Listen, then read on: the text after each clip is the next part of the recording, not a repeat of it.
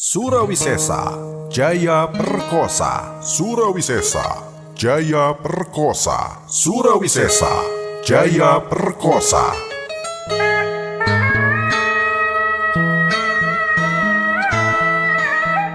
Bismillahirrohmanirrohim. Sampurasun wargi-wargi sadaya. Waluya dongeng Sunda.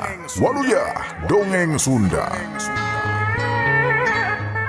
Channel YouTube Gilang Kasnadi Channel Dongeng Sunda Kang Gilang sejam medar hiji carita dina judul Surawisesa Jaya Perkosa. Lalampahan Prabu Surawisesa, Raja kedua Pajajaran tahun 1520 hiji tepikeun ka tahun 1535 Masehi, ngarasa gagal dina ngurus nagara, ambar hayat di ngarasa jamuga diurus ku ibu raja. Sabab salian ti wilayah Pajajaran beuki ngaheuretan. Kehidupan sosial ekonomi rakyat beki nyerorot. Kurang Cirebon, Pajajaran diboykot dibere hak melian hasil laut kayaning petis, rasi, uyah jeung lauk asin. Kulantaran kitu, ekonomi kaganggu, rahayat jadi balangsa.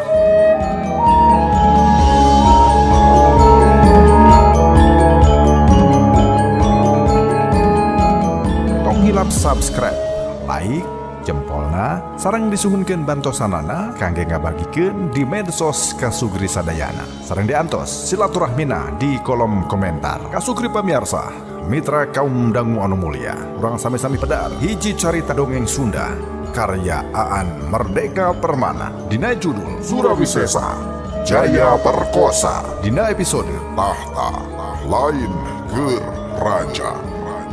Wilujeng ngadangukeun Waluya Dongeng Sunda.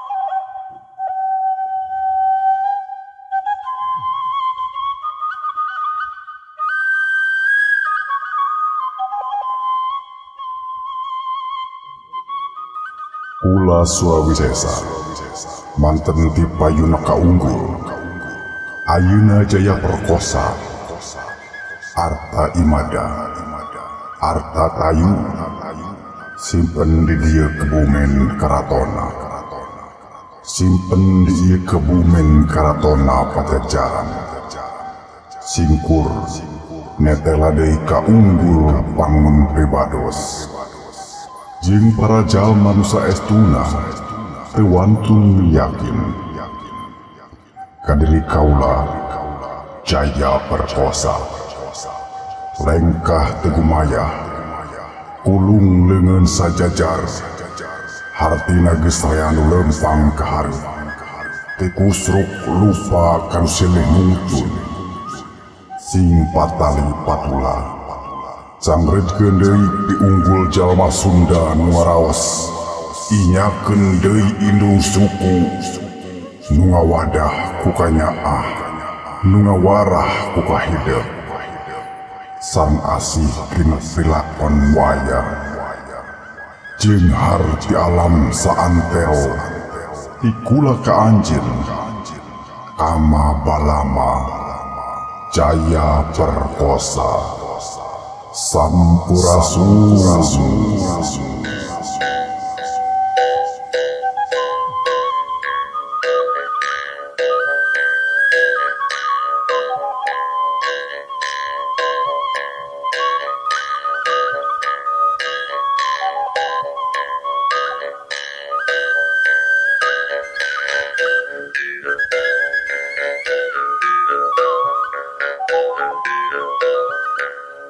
Tangtang kula tangtang sia, netep tutur nurut leuwih hade, lahar turun reuh rujak ti leman jiwa sia, emut tur teu emut tur kamumut, kula ka kula, Raja Bintayagung.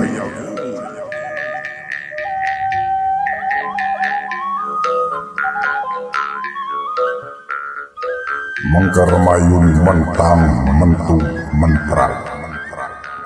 Kalebah dia kula Raja Pancuru, Tayagaran Kaliwat, Besti sirna keak, mau ngadampak, siapa siksa, tong malahwani, siapa siksa, tong malahwani, nyingka, nyingka.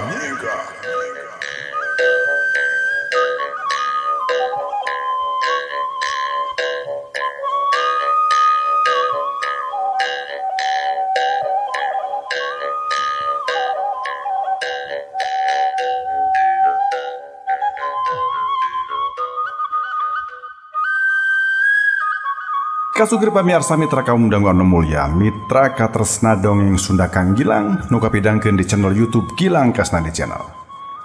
Naon rupiah nu tadi ka Bandungan ku Kasugri sadayana. Anu munggaran nyaeta ucapan Surawisesa sang geus turun tahta. Rupi nu kadua nyaeta jangjawokan Surawisesa Jaya Perkosa.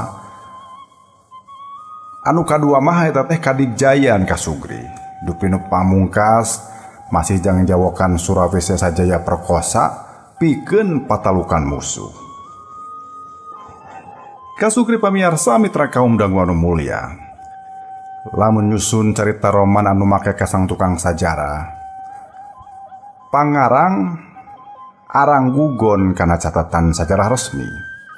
Kalau loba mah malah sok nyokot sumber tina beja patalepa ti para kolot baheula. Karasana jauh leuwih beunghar batan anu geus nyampak dina catatan resmi tina hasil panelungtikan kapilemburan anu aya di Tatar Sunda. Breh bae kapanggih beja-beja anyar ngeunaan mangsa ka tukang-tukang. Teu kurang-kurang beja nu kapanggih teh tepina pasalia beja. Nya teu kurang-kurang beja nu kapanggih teh tepina pasalia beja anu jolna tina catatan sajarah resmi. Contohna anu kapanggih beda nu ditulis di dieu mah medar perkara Raja Pajajaran kadua nu katelahna Prabu Surawisesa. Disebutkan dina babon sajarah mah yen ieu raja sanggeus pangsiun ti karaton saterusna wafat dikurebkeun di hiji tempat anu baheula disebut Padaren. Ari anu kapanggih ku penulis mah Prabu Surawisesa teh henteu tilar. Tapi sanggeus ninggalkeun karaton Pakuan, terus ngalalana tepi ka zaman Sumedang Larang, robah ngaran jadi Jaya Perkosa. Tangtu bakal lain tumanya, malah bawa ngingu kacang caya, henteu jadi soal Kasugri. Ongkoh pan ieu mah sakadar carita, lain catatan sajarah. Penulis nyaeta Paan Merdeka Permana ngahaja nyokot versi ti masyarakat pilemburan jeung lain tina catatan sajarah resmi. Nya aku sakadar hayang beda ti pangarang sejen we meureun Kasugri. Jeung ieu teu kudu dijadikeun perkara atawa pasoalan anu badag. Mangga Kasugri pamirsa, urang kawitan hiji carios Surawisesa Jaya Perkosa dina episode Tahta Lain ke Raja karangan Aan Merdeka Permana.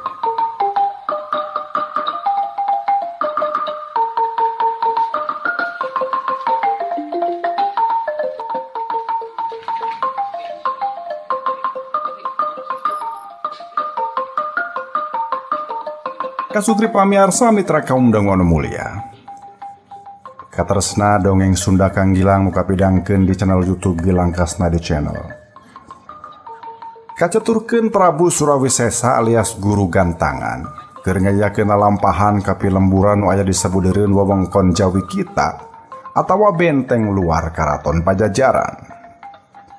Mun ceuk basa ayeuna mah keur turni Kasugri. Eta geus dipilampah saban waktunya eta ngulincer ngurilingan lembur. Sejam mariksa kaayaan hurip hirupna ambara hayat Pajajaran.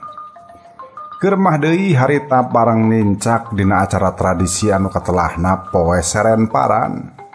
Serenparan teh acara tradisi dina zaman Pajajaran Kasugri. Raja ngulincer ka saban lembur mariksa keayaan sosial ekonomi rahayat. Bari sakalian babagi rupa-rupa pangan.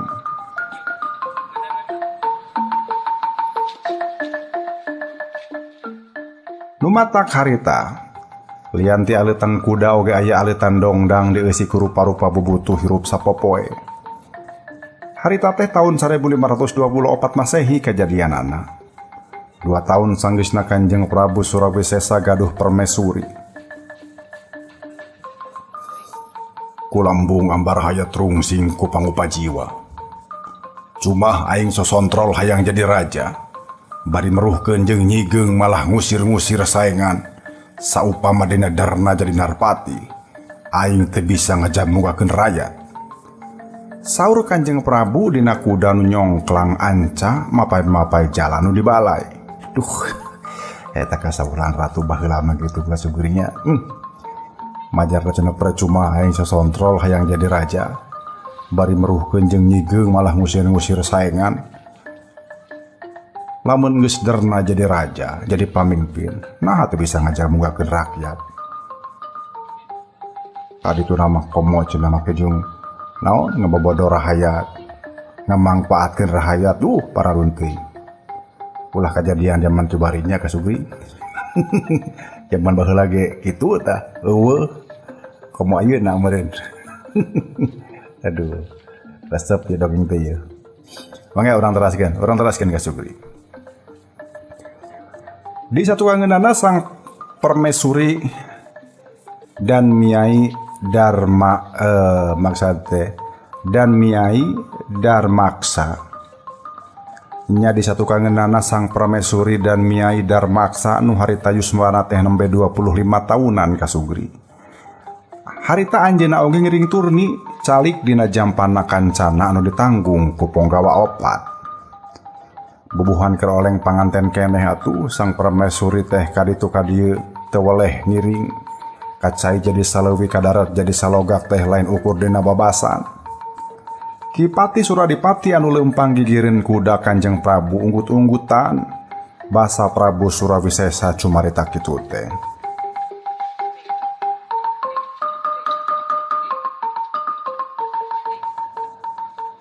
Sadira-kira tiasa ngabungahkeun ambar hayat terasna. Margi upami teu kitu, ambar hayat hatena teh baris guliga Gusti. Tembal Ki Pati Suradipati. Ngadangu carita anu jadi patih Kanjeng Prabu ngabelenge. Sakedapan inyana nyoreang alam katukang, kamangsa-mangsa bajoang hayang jadi raja di Pajajaran. Suradipati teh keur balakasentengna sasat saguru saelmu jeung dirina kasugri. Basa umur maranehna kakara welasan tahun Surawisesa guguru kaki diroyo maksud teh kaki diroyo teng-teng. Rupa-rupa jarang baheula banyak. Kuat ke asing sih beureun ngadangunan teh. Surawisesa guguru kaki diroyo teng-teng kasugri. Di padepokan geus aya Suradipati atuh eta dua jajaka anu umurna teu pati geseh teh. Salila di padepokan sosobatan sasat sapapait sama manis sabagja sacilaka. Ngan bae Suradipati lebih hormat ka Surawisesa dumeh nu ieu mah anak raja Pajajaran Sri Baduga Maharaja anu katelah. Dua anana papada jago sapadepokan masa satu ukur duaan nu jago teh. Nyaeta Surawisesa jeung Suradipati lamun sakalina dua anana adu jontor mamerkeun ilmu. Dua anana sok silih alehkeun atawa gedeg teu aya nu eleh teu aya nu meunang. Lamun Suradipati ngasongkeun jurus tapak gaya waksa ku Surawisesa oge ditampanan ku ilmu nu sarua. Ari tapak gaya waksa teh ilmu tanaga jero kasugri. Sakalina dampaleungeun disurungkeun ka hareup bakal ngahiuk angin ngagelebug. Ku tarik-tarikna tanaga angin tangkal kai bisa rungkat.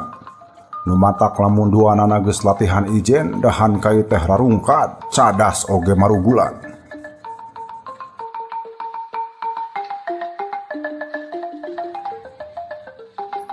Mangga geus areureun sia. Nah, ku aing hayang disatorkeun sia ka Tanggagung Mangku Bumi. Sia duaan teh geus ngarepak aturan deuleu. Nyaeta geus ngarusak alam. Padahal di bumi Pajajaran dipantrang umat ngarusak alam deuleu.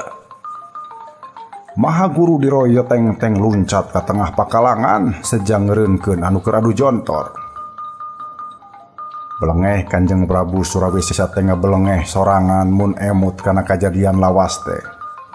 Ret inyana ngaret kagigir Ki Suradipati kiwari geus jeneng Basan Dewa atawa panglima perang mun ceuk basa kiwari mah.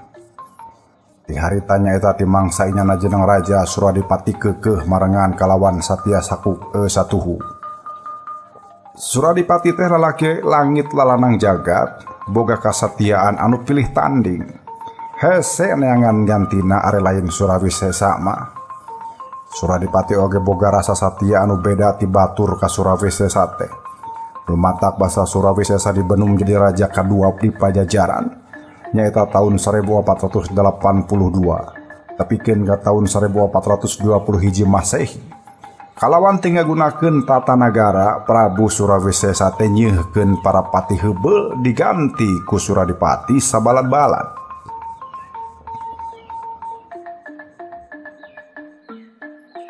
Aing teh jalma anu hormat kana tata aturan.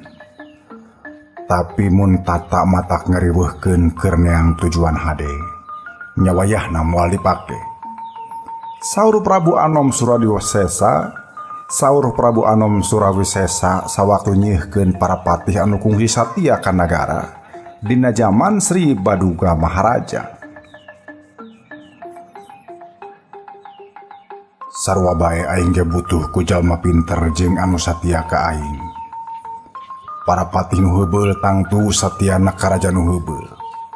Aing mah ukur jadi panyesaan.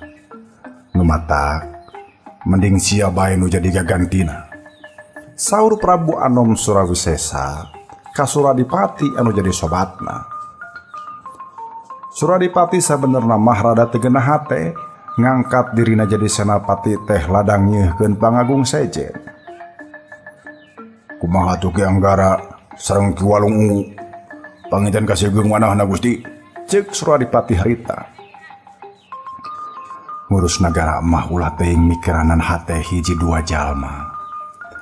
Da anu kudu dipentingkeun mah hate sakumna ambar hayat. Kula janji salila jadi raja karahayat bakal ngabagi rasa, bakal ngabagi harta, oge ngabagi kanyeri. Mun ngarti kana kahayang kula, sok andika teruskeun ngilujeng kula. Saur Kanjeng Prabu deui. Akhirna Suradipati unggeuh nyanggupan pangajak Prabu Surawisesa sok asal bener. Raja bajoang pikeun kapentingan ambar hayat. Manehna rek mengpeun carang moal mireungeuh kasusah para senapati Pajajaran anu heubeul anu geus disingkirkeun ku Prabu Anom Surawisesa. Pati Anggara Patih Walang Ungu katut sawatara pangagung sejen anu dieureunkeun alatan ganti pamarentah nyao lunta ka mendi.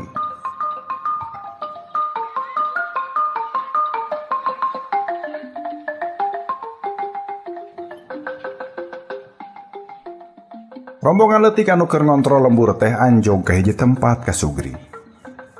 Lembur leutik tapi asri jalan nalalening sanajan diwengku tina taneuh beureum tapi sawareh geus dibalai ku karikil.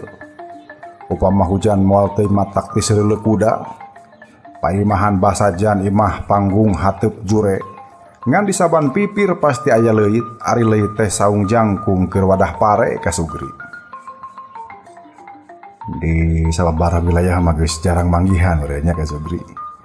Lamun di wewengkon Simkuring di Majalengka Kaler di wilayah Jati 7 Kertajati seueur keneh leuit mah. Malah Simkuring ge panggeun bumi teh gaduh leuit. Jadi lamun tas panen atas paren atas dipoekeun teh langsung we dikana dingkul-dingkulkeun dari panggulan sup-sup ka leuit. Nya mun nyawana laga mah pinuh teh leuit. Nyawana gengan sajuru ka Sugri duh. Kan nyocok we gitu di tengah-tengah na acan. Tapi kene nu penting aya keur dahar ka Sugri nya. Leuit teh bangunanna rupa-rupa ka Sugri. Maksud teh bahana gitu nya. Tapi kalau lobana mah dijina teh tina kayu jati kalaruat Simkuring oge tanda pangeureun bumi teh kayu jati. Warisan teh ti kolot. nya sok dieusian asa sakedik lamun tos panen teh kadinya nyimpen pare teh ka sugri. Bilih hoyong kuninga mangga amangan we ka daerah Jati 7 Kertajati babakuna mah di desa Biawak kecamatan Jati 7 tah. Seueur keneh leuwih teh hampir unggar karang jelema teh bara jelema. Can teh jalmi gitu nya warga di dieu mah garaduh keneh leuwih keur nyimpen pare. Mangga urang teraskeun urang teraskeun. Basa Ponggawa sina mariksa tetela saban leuit teh metet ku pare geugesan. Parena baleuneur jeung mararontod maksud teh. Nu boga imah rampang reumpeng reuwas aya bunga aya dumeh dianjangan ku pangagung heug nu jadi raja pisan. Sampurasun aki saur Ngajeng Prabu turun tina kuda. Rampes haturan juragan. Bet angin tereureuk heula mangnepikeun beja ka raja. Aduh kumaha ieu? Mangkading kejo tacan asak beuteung tacan diala. Duh Gusti. Nah kedah nyadiakeun naon ieu jisim abdi? Ceuk nu boga imah sasat acong-acongan nyembah. Wera ku kadatangan pangagung. Ambara hajat saja narapul mapageun jungjungeunana. Aya nu geus hideng mikul dongdang eusina teh partek ku dadaharan. Montong sok riweuh-riweuh. Da kaula ka dieu teh lain rek minta nyatu. Jeung montong sok dibiasakeun. Saban kadatangan pangagung saban kudu dibere. Kula datang ka dieu teh bisi silaing kabeh teu bisa nyatu. Tangtu ku kula bakal ditangtayungan. Saur Kanjeng Prabu jeung putri dan Miai. Ukur maksud teh saur Kanjeng Prabu jeung putri dan Miai mah ukur gumujeng ipis calik dina jampana ngadangu eta paguneman teh. Sok kayung-yung sing beri walaupun ngabandungan karakter-karakter pangagung zaman kapungkurnya.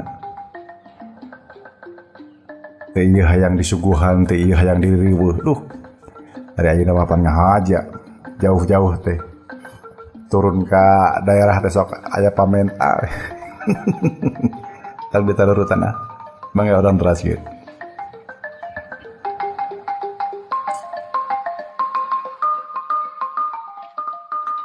Atuh mangga heula.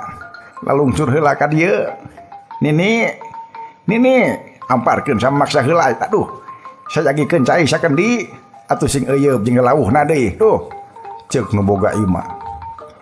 Ambara hanya teranyong harayang ngaku bari nataan boga naona di imahna sewang-sewangan. Ai. Montong kitu saur Kanjeng Prabu. Ari semah teh ulah dihartikeun ngahesekeun boga imah. Kula datang ka ieu teh lain edeuk hayang dibere. Keun bura bere ka kaula mah pan geus aya bagianana. Nyaeta kana anu disebut Seba Nagara teh. Ayeuna mah kula hayang nyaho bae. Kumaha keadaan lembur salila nagara diparentah ku kaula? Saur Kanjeng Prabu. Atuh daradad ambara hayat teh saurang-saurang nerangkeun kaayaan lembur ka sugri pamiarsa. Nya kaasup nerangkeun kaayaan dirina.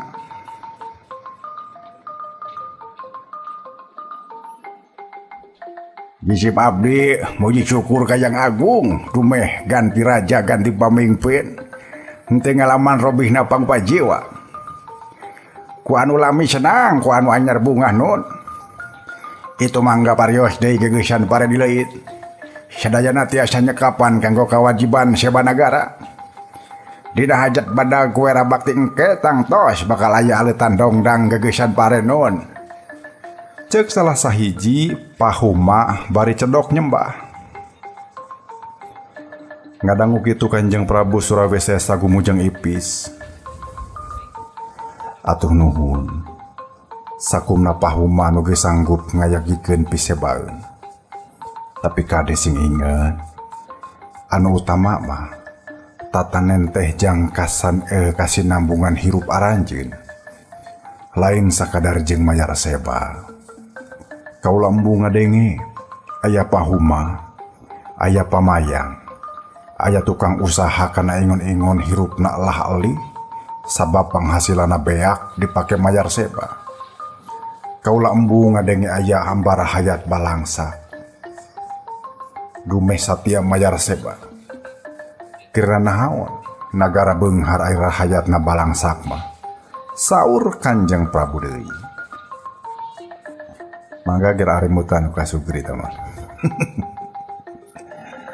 Atuh gewat ditembalan ku pahuma yen biasa namah mayar seba teh alatan nu tani sarugih mukti nu dagang papada senang. Nagara janten beunghar teh sasat kasibeuhan ku kabeungharan ambara hayatna kaula nun. Kapan saur salira oge kapungkur? Kabeungharan nagara teh gambaran tina kabeungharan ambara hayatna. Ukur dina dongeng saupami urang nguping nagara untung rahayat buntung mah. Ceuk pahuma bari cedok deui nyembah. Atuh gelenyu Kanjeng Prabu Surawisesa teh gumujeng. Inyana kalandep ku omongan ambara hayatna. Ngan bari sagejereun kabungah teh ari kahandeul mah henteu waleh aya. Eta teh sanggeus aya salah saurang rahayat anu laporan ngeunaan kaayaan di Pakaleran.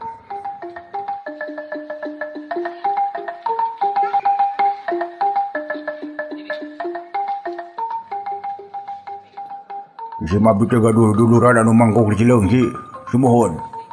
Di Cileungsi teh masih kene kakaler nun. Rupina teh bade dugi ka tapal batis bangkon ka dagalan di Tanjung Pura tah.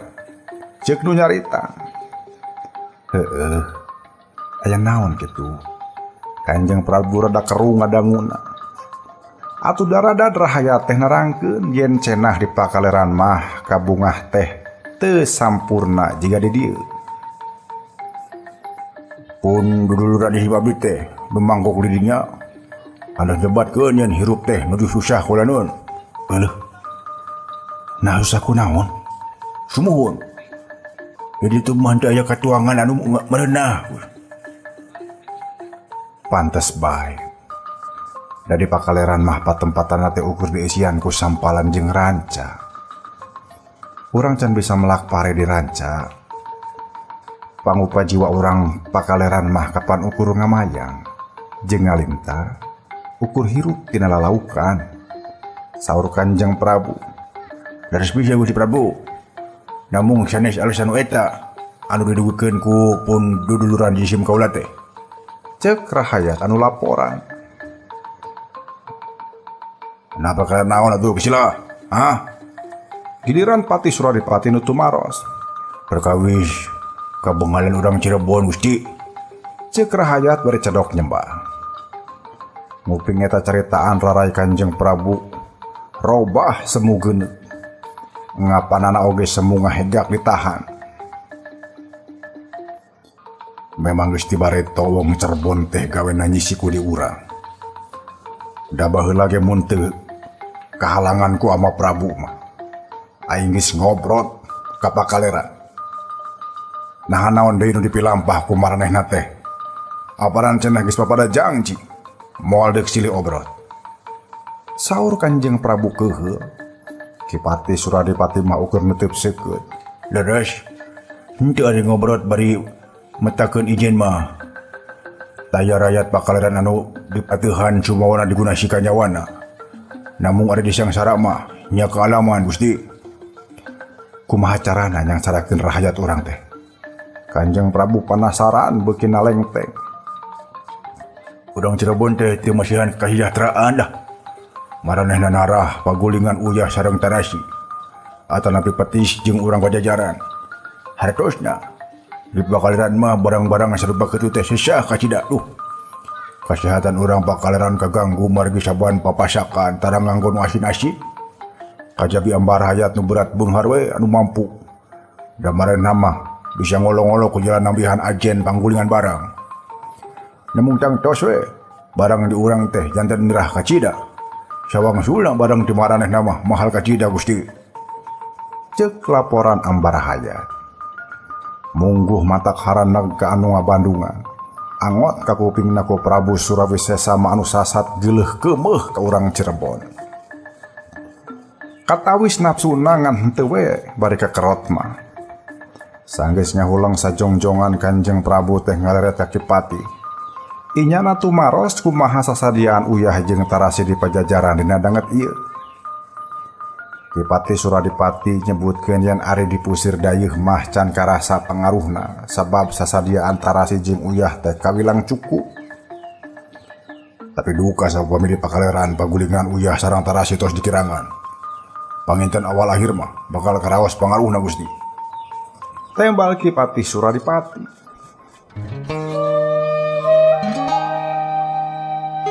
Kasugri pamiarsa, urang cekapkeun dugi ka dieu heula perdaran acara Dongeng Sunda Kang Gilang nu kapidangkeun di channel YouTube Gilang Kastadi Channel dina judul Surawisesa Jaya Perkosa. Tong hilap subscribe, like, bagikeun di medsos Kasugri sadayana sareng diantos silaturahmina di kolom komentar. Urang tepang danggude enjing, wilujeng kantun. Waluya Dongeng Sunda.